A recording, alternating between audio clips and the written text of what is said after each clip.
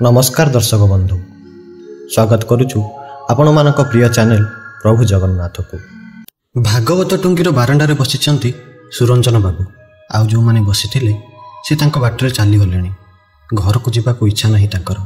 घर को गले एबे पुणी से गोटे आलोचना, बोर पुणी से जिद आउ अनुपमांकर से सुखिला हताशी आउ विकलिया चाहाणी। ए सबु भितरे पेशी हो गलानी। सी कहा मुह रखिबे आउ कहा मुह तुटेइबे किछि बुद्धिबाट पाउ नथांती।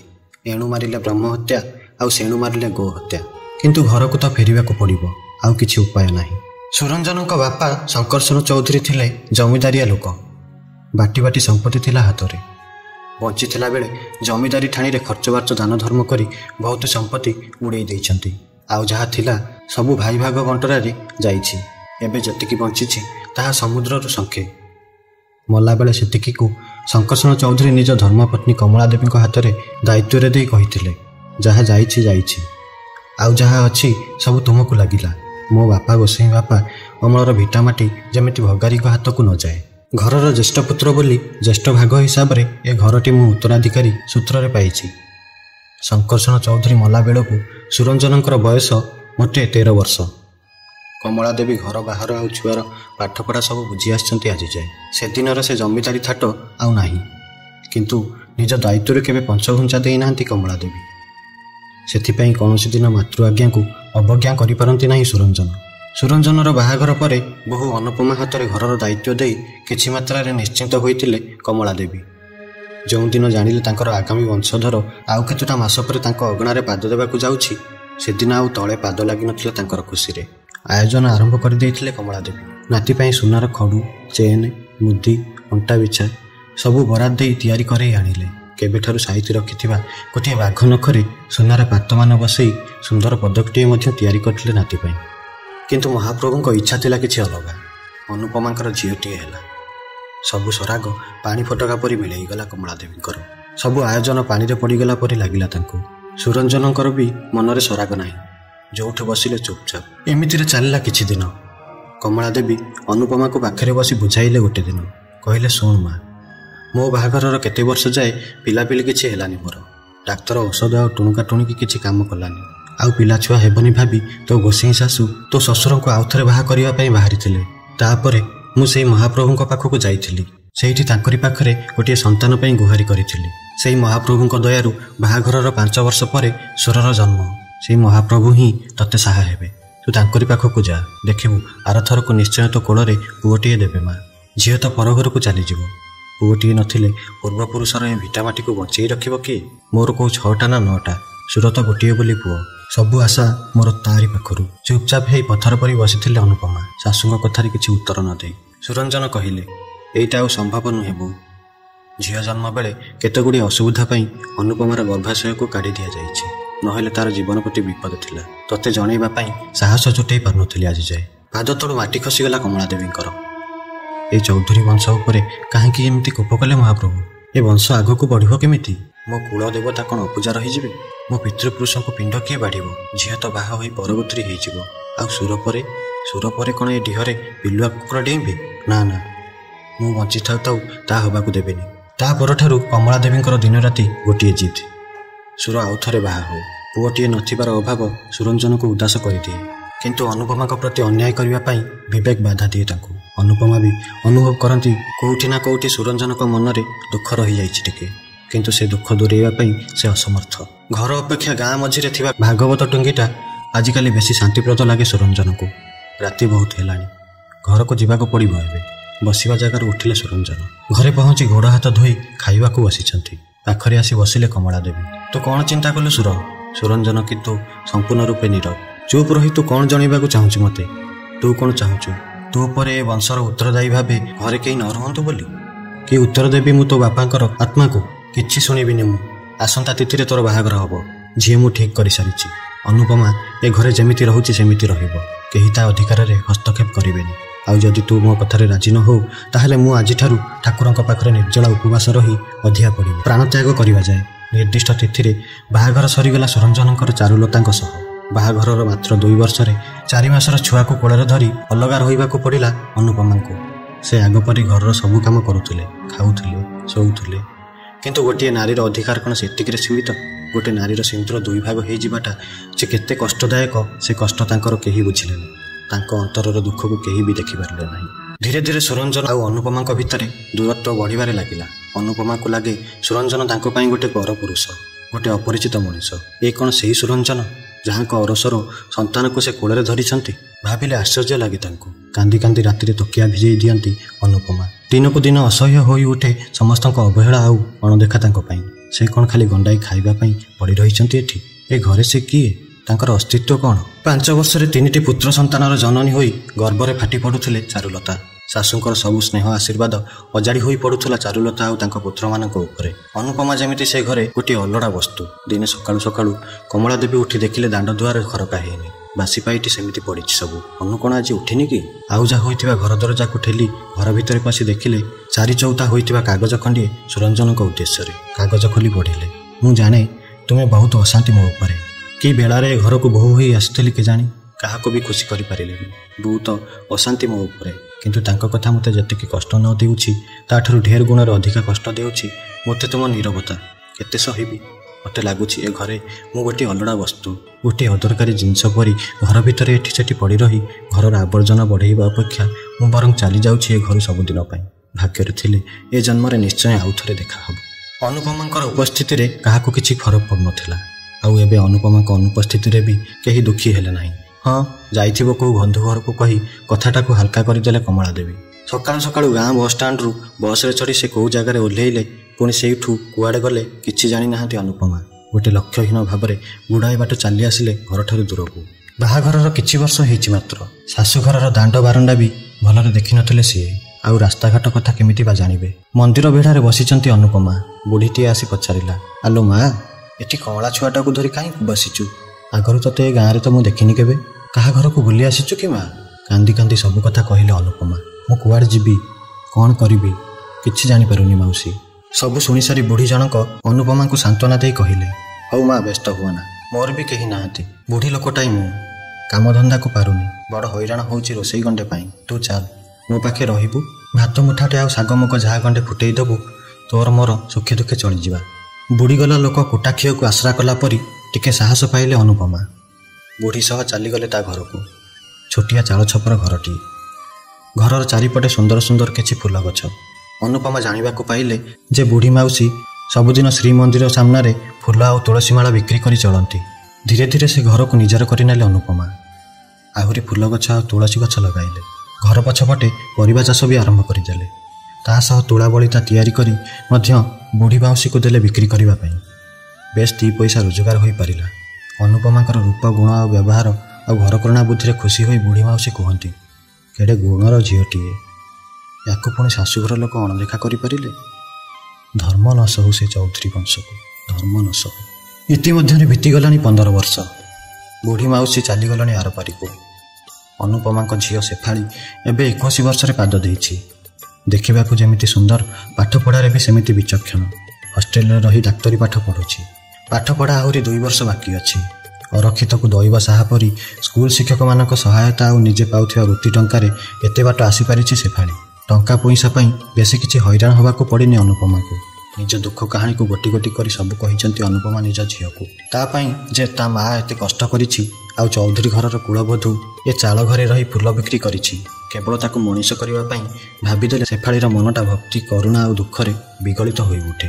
ସମୟର କାଳଚକ୍ରରେ ସମସ୍ତେ ବନ୍ଧା। ସେଠି କାହାରି ଇଚ୍ଛା ଅନିଚ୍ଛାର କୌଣସି ସ୍ଥାନ ନାହିଁ। ସମୟ ସହ ତାଳ ଦେଇ ଜୀବନର ଏହି ଅଙ୍କାବଙ୍କା ବନ୍ଧୁର ରାସ୍ତାକୁ ଅତିକ୍ରମ କରିବାକୁ ପଡ଼ିବ ସମସ୍ତଙ୍କୁ। ପ୍ରତ୍ୟେକଙ୍କର ଲକ୍ଷ୍ୟସ୍ଥଳ ସେ ଗୋଟିଏ, କାହା ପାଇଁ ମୃତ୍ୟୁ ତ କାହା ପାଇଁ ମୋକ୍ଷ। କମଳା ଦେବୀ ଚାଲିଗଲେଣି ଆରପାରିକୁ। ସୁରଞ୍ଜନଙ୍କର 3ଟି ଯାକ ପୁଅ ସହରରେ ଚାକିରି କରୁଛନ୍ତି। ଗାଁର ଚାଷବାସ ଜମିବାଡ଼ିକୁ ନାଁ ପସନ୍ଦ କରି ଆଦରି ନେଇଛନ୍ତି ସେମାନେ ସହରର ଚାକଚକ୍ୟକୁ। ସୁରଞ୍ଜନଙ୍କର ଆକଟ, ଚାରୁଲତାଙ୍କର ମମତା ଆଉ ଚୌଧୁରୀ ବଂଶର ଭିଟାମାଟିର ମୋହ ଅଟକେଇ ପାରିନି ସେମାନଙ୍କୁ। ଶେଫାଳି ପାଠପଢ଼ା ସାରି ଯୋଗ ଦେଇଛି ପୁରୀର ସରକାରୀ ଡାକ୍ତରଖାନାରେ। ତା ସହ କ୍ଲିନିକଟିଏ ମଧ୍ୟ ଖୋଲିଛି। ଡାକ୍ତରଖାନା ପାଖରେ ଭଲ ଘରଟିଏ ନେଇ ରହୁଛନ୍ତି ମା ଝିଅ। ଆର୍ଥିକ ଅବସ୍ଥାରେ ବି ବହୁତ ସ୍ୱଚ୍ଛଳତା ଆସିଛି। ଶେଫାଳି ଡାକ୍ତରଖାନାକୁ ଚାଲିଗଲା ପରେ ଅନୁପମା ପୁରା ଏକା। ଆଗରୁ ସିନା ବାଡ଼ି ବଗିଚା, ପରିବା ଚାଷ ଆଉ ଫୁଲ ବିକ୍ରି କାମରେ ଦିନଟା କଟି ଯାଉଥିଲା। ଏବେ ତ ଆଉ ସେ ଧନ୍ଦା ନାହିଁ। ଏକା ଏକା ବସିଲେ ପୁରୁଣା ଅତୀତ ସବୁ ଧସେଇ ପଶନ୍ତି ମନ ଭିତରକୁ। ବହୁତ ମନେ ପଡ଼ନ୍ତି ସୁରଞ୍ଜନ। କେମିତି ଥିବେ କେଜାଣି? ପୁଅମାନେ ବଡ଼ ବଡ଼ ହେଇଯିବେଣି, ବାହାସାହା ହେଲେଣି କି ନାହିଁ? ଚାରୁଲତା କ'ଣ ଆଉ ତାଙ୍କୁ ମନେ ରଖିଥିବେ? ଶାଶୁ କ'ଣ ଆଉ ଏତେ ଦିନ ବଞ୍ଚିଥିବେ? ବୋହୂ ହିସାବରେ ତାଙ୍କ ପାଇଁ କିଛି କରିପାରିଲିନି ମୁଁ। ଏ ଜନ୍ମରେ କ'ଣ ଆଉ ସୁରଞ୍ଜନଙ୍କ ସହ ଦେଖା ହେବନି ମୋର? ଦେଖିଲେ କ'ଣ ସେ ଆଉ ମୋତେ ଚିହ୍ନି ପାରିବେ? ମୋ ଝିଅଟା କ'ଣ ତା ଜନ୍ମଦାତାଙ୍କୁ ଦେଖିବାର ସୁଯୋଗ ପାଇବନି ଆଉ? ଏମିତି ବହୁତ ଚିନ୍ତା ତାଙ୍କୁ ବ୍ୟାକୁଳିତ କରେ, କିନ୍ତୁ କାହାଠାରୁ କିଛି ଖବର ପାଇବାର ସୁଯୋଗ ସେ ପାଆନ୍ତି ନାହିଁ। ସବୁଦିନ ସନ୍ଧ୍ୟାବେଳେ ସେହି ମହାପ୍ରଭୁଙ୍କ ଆଗରେ ହାତ ଟେକି ଦିଅନ୍ତି ସମସ୍ତଙ୍କର ସର୍ବମଙ୍ଗଳ ଉଦ୍ଦେଶ୍ୟରେ। ଚାରୁଲତା ଭୀଷଣ ଅସୁସ୍ଥ, ମୁଣ୍ଡ ବୁଲେଇ ଚେତାଶୂନ୍ୟ ହୋଇ ପଡ଼ୁଛନ୍ତି ମଝିରେ ମଝିରେ। ଘରେ ଆହା ସାହା କେହି ନାହିଁ, ଏକା ସୁରଞ୍ଜନ। ପିଲାମାନେ ତ ସବୁ ବାହାରେ। ପିଲାମାନଙ୍କୁ ଅପେକ୍ଷା କଲେ ଚାରୁଲତାଙ୍କ ଜୀବନ ପ୍ରତି ବିପଦ ଆସିପାରେ। କ'ଣ କରିବେ ନ କରିବେ ଭାବି ଭାବି ଡାକ୍ତରଖାନାକୁ ନେଇ ଆସିଲେ ଚାରୁଲତାଙ୍କୁ ସୁରଞ୍ଜନ। ବାହାରେ ବେଞ୍ଚରେ ଚାରୁଲତାଙ୍କୁ ବସେଇ ଦେଇ ଅପେକ୍ଷା କଲେ ସୁରଞ୍ଜନ ନିଜ ନମ୍ବର ପଡ଼ିବା ଯାଏ। ସେଫାଳି ରୋଗୀ ଦେଖାରେ ବ୍ୟସ୍ତ। ସୁରଞ୍ଜନ ଭିତରକୁ ଗଲେ ଚାରୁଲତାଙ୍କୁ ନେଇ।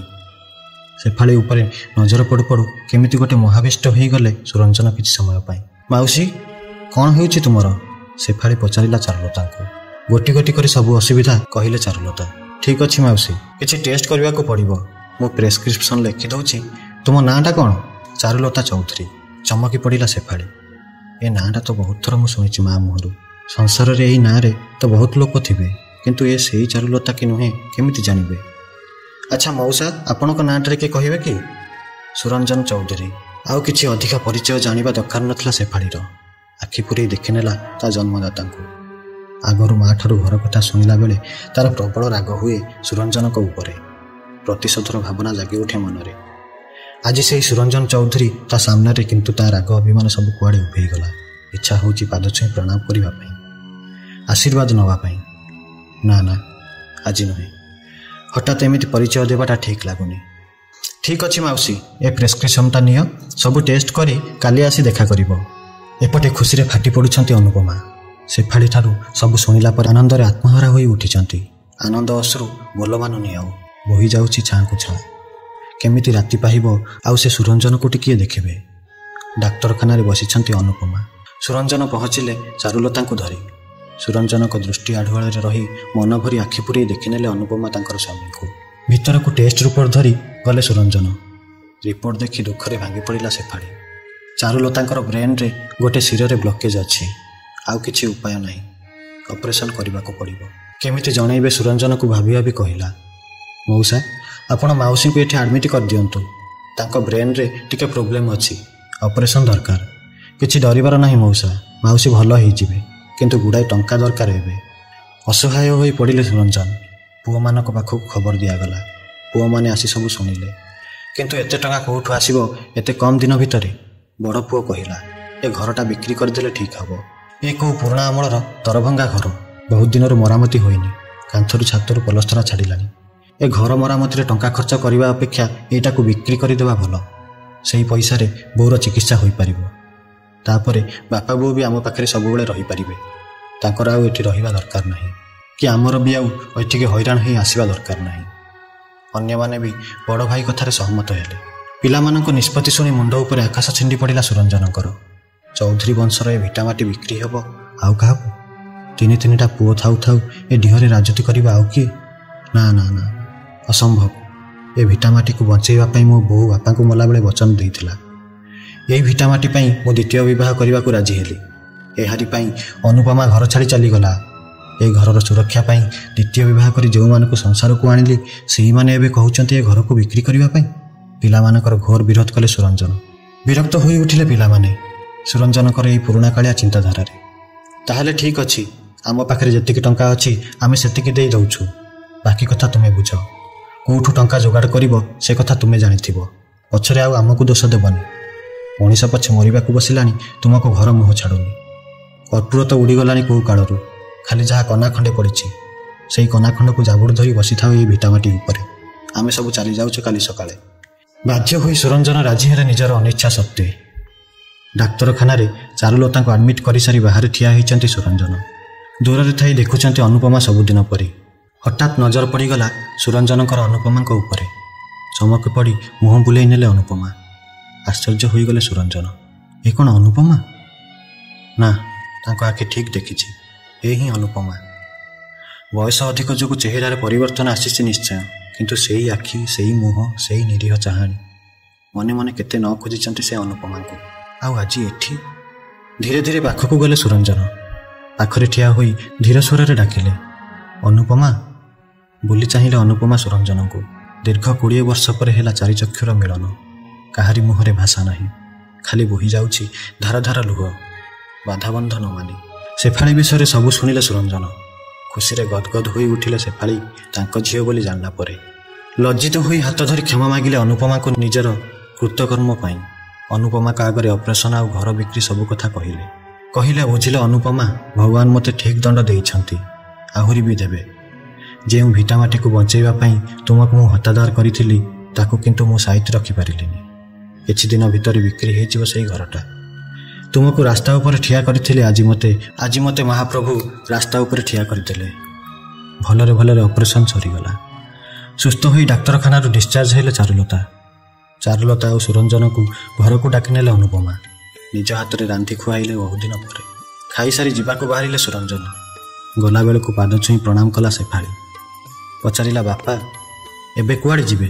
ସୁରଞ୍ଜନ କହିଲେ, ଆଉ କୁଆଡ଼େ ଯିବି ରେ ମା, ତୋ ସାନ ମାଆର ଅପରେସନ ପାଇଁ ଘରଟା ତ ବିକ୍ରି କରିଦେଲି। ଏବେ ଯାଉଛି ପୁଅମାନଙ୍କ ପାଖକୁ, ଆଉ ଗାଁରେ କେଉଁଠି ରହିବି ମୁଁ। ଶେଫାଳି ଆଣି ଧରେଇ ଦେଲା ଲଫାପାଟିଏ ସୁରଞ୍ଜନଙ୍କ ହାତରେ। କହିଲା, ବାପା ଏଇ ନିଅ ତୁମ ଘରର କାଗଜପତ୍ର। ଘର ବିକ୍ରି ବିଷୟରେ ମା ସବୁ କହିଛି ମୋ ଆଗରେ। ସେ ଘର ସେତେବେଳେ ବି ତୁମର ଥିଲା, ଆଉ ଏବେ ବି ତୁମର ଅଛି। ଆଉ କାହାକୁ ବିକ୍ରି ହେବା ଆଗରୁ ସେ ଘରକୁ ମୁଁ କିଣିଦେଇଛି ବାପା। ତେବେ ବନ୍ଧୁମାନେ, ଆଜି ପାଇଁ ଭିଡ଼ିଓଟି ଏତିକି। ଏହି ଭିଡ଼ିଓଟି ଆପଣମାନଙ୍କୁ କେମିତି ଲାଗିଲା ଆମକୁ କମେଣ୍ଟ ସେକ୍ସନରେ ଲେଖି ଜଣାନ୍ତୁ। ଆଉ ଭିଡ଼ିଓଟି ଭଲ ଲାଗିଥିଲେ ଭିଡ଼ିଓଟିକୁ ଲାଇକ୍ କରିବା ସହିତ ଚ୍ୟାନେଲକୁ ସବସ୍କ୍ରାଇବ୍ କରିବାକୁ ଜମା ବି ଭୁଲିବେନି। ଧନ୍ୟବାଦ। ଜୟ ଜଗନ୍ନାଥ।